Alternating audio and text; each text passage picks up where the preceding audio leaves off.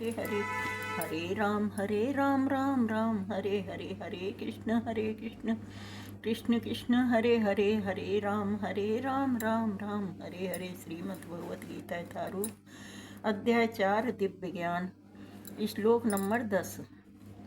वीतराग भय क्रोधा मन्मया मामुपाश्रिताः बहवो ज्ञान तपसा पूता मद भाव मांगतः। आसक्ति भय तथा क्रोध से मुक्त होकर मुझ में पूर्णतया तन्मय होकर और मेरी शरण में आकर बहुत से व्यक्ति भूतकाल में मेरे ज्ञान से पवित्र हो चुके हैं। इस प्रकार उन सबों ने मेरे प्रति दिव्य प्रेम को प्राप्त किया है। तात्पर्य जगत गुरु श्रील प्रभुपाद जी महाराज की जय, गुरु महाराज की जय।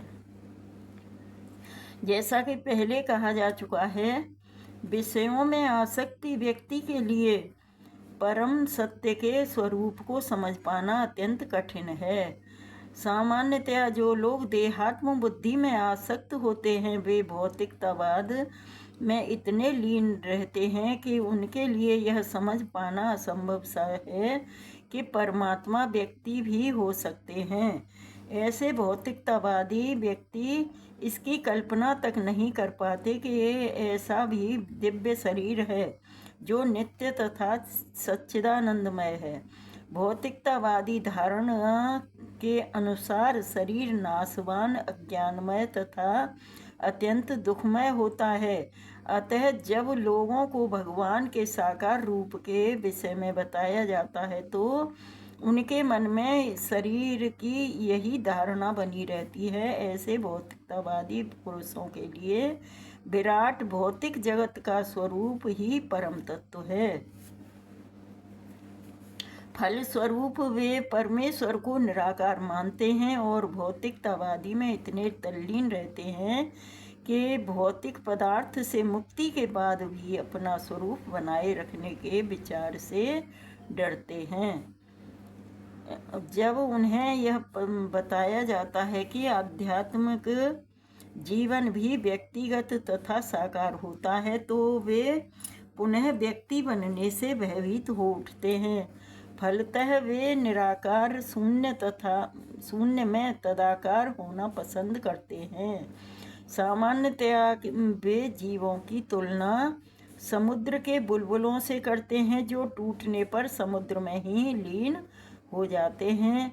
पृथक व्यक्तित्व से रहित आध्यात्मिक जीवन की यह चरम सिद्धि है। यह जीवन की भयावह अवस्था है जो आध्यात्मिक जीवन के पूर्ण ज्ञान से रहित है। इसके अतिरिक्त ऐसे बहुत से मनुष्य हैं जो आध्यात्मिक जीवन को तनिक भी नहीं समझ पाते। अनेक वादों तथा दार्शनिक चिंतन की विविधि संगतियों से परेशान होकर वे ऊब जाते हैं या क्रुद्ध हो जाते हैं और मूर्खतावश यह निष्कर्ष निकालते हैं कि परम कारण जैसा कुछ भी नहीं है। अतः प्रत्येक वस्तु अंततोगत्वा शून्य है। ऐसे लोग जीवन की रुग्णावस्था में होते हैं। कुछ लोग भौतिकता में इतने आसक्त रहते हैं कि वे आध्यात्मिक जीवन की ओर कोई ध्यान नहीं देते और कुछ लोग तो निराशावश सभी प्रकार के आध्यात्मिक चिंतनों से क्रुद्ध होकर प्रत्येक वस्तु पर अविश्वास करने लगते हैं। इस अंतिम कोटि के लोग किसी न किसी मादक वस्तु का सहारा लेते हैं और उनके मति विभ्रम को कभी कभी आध्यात्मिक दृष्टि मान लिया जाता है। मनुष्य को भौतिक जगत के प्रति आसक्ति की 3 अवस्थाओं से छुटकारा पाना होता है। ये हैं आध्यात्मिक जीवन की उपेक्षा, आध्यात्मिक साकार रूप का भय तथा जीवन की हताशा से उत्पन्न शून्यवाद की कल्पना। जीवन की इन तीनों अवस्थाओं से छुटकारा पाने के लिए प्रामाणिक गुरु के निर्देशन में भगवान की शरण ग्रहण करना और भक्तिमय जीवन के नियम तथा विधि विधानों का पालन करना आवश्यक है। भक्तिमय जीवन की अंतिम अवस्था भाव या दिव्य ईश्वरीय प्रेम कहलाती है।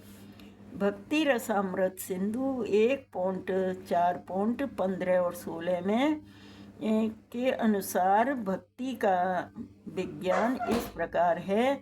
आदौ श्रद्धा ततः साधु संगोऽथ भजन क्रिया ततो नैर्थ निवृत्ति स्यात् ततो निष्ठा रुचि स्ततः अथासक्ति स्ततो भाव स्ततः प्रेमाभ्युदच्यति साधकानामयं प्रेम्यणः प्रादुर्भावे भवेत् क्रमः। प्रारंभ में आत्म साक्षात्कार की सामान्य इच्छा होनी चाहिए। इससे मनुष्य ऐसे व्यक्तियों की संगति करने का प्रयास करता है जो आध्यात्मिक दृष्टि से उठे हुए होते हैं। अगली अवस्था में गुरु से दीक्षित होकर नवदीक्षित भक्त उसके आदेशानुसार भक्ति योग प्रारंभ करता है। इस प्रकार सद्गुरु के निर्देश में भक्ति करते हुए वह समस्त भौतिक आसक्ति से मुक्त हो जाता है। उसके आत्म साक्षात्कार में स्थिरता आती है और वह श्री भगवान कृष्ण के विषय में श्रवण करने के लिए रुचि विकसित करता है। इस रुचि से आगे चलकर कृष्ण भावनामृत में आसक्ति उत्पन्न होती है, जो भाव में अथवा भगवत प्रेम के प्रथम सोपान में परिपक्व होती है। ईश्वर के प्रति प्रेम ही जीवन की सार्थकता है। प्रेम अवस्था में भक्त भगवान की दिव्य प्रेमा भक्ति में निरंतर लीन रहता है। अतः भक्ति की मंद विधि से प्रामाणिक गुरु के निर्देशन में सर्वोच्च अवस्था प्राप्त की जा सकती है और समस्त भौतिक आसक्ति व्यक्तिगत आध्यात्मिक स्वरूप के भय तथा शून्यवाद से उत्पन्न हताशा से मुक्त हुआ जा सकता है। तभी मनुष्य को अंत में भगवान के धाम की प्राप्ति हो सकती है। हरे कृष्णा कृष्ण कृष्ण हरे हरे, हरे राम राम राम हरे हरे। तो नवदीक्षित मतलब जो भक्ति की शुरुआत जो करते हैं हम लोग, तो भक्ति की शुरू में हमें किसी के आरक्षण में रहना चाहिए। जैसे कि हमें अपनी मनमानी न करके हमें भक्तों का संग करना चाहिए। भक्तों के संग से हमारे अंदर भक्ति कुछ विकसित होगी। भक्ति विकसित होने से हमें भगवान में रुचि प्रकट होगी।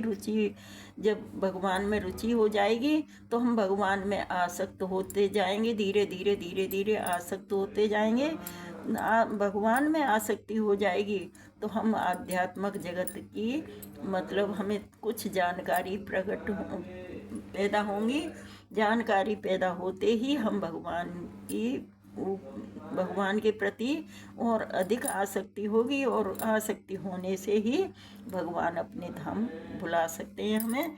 तो हमें भक्तों का संग करना चाहिए और भगवान में आसक्ति और गुरु गौरांग की कृपा हमें जब ही प्राप्त हो सकती है जब हमें भक्तों का संग प्राप्त करेंगे, तो भक्तों की मानेंगे। तो अब तो हरे कृष्णा, यही भगवत गीता यथारूप की जय। हरे कृष्णा कृष्ण कृष्ण हरे हरे, हरे राम राम राम हरे हरे। श्रीमद् भगवत गीता यथारूप की जय। हरे कृष्णा।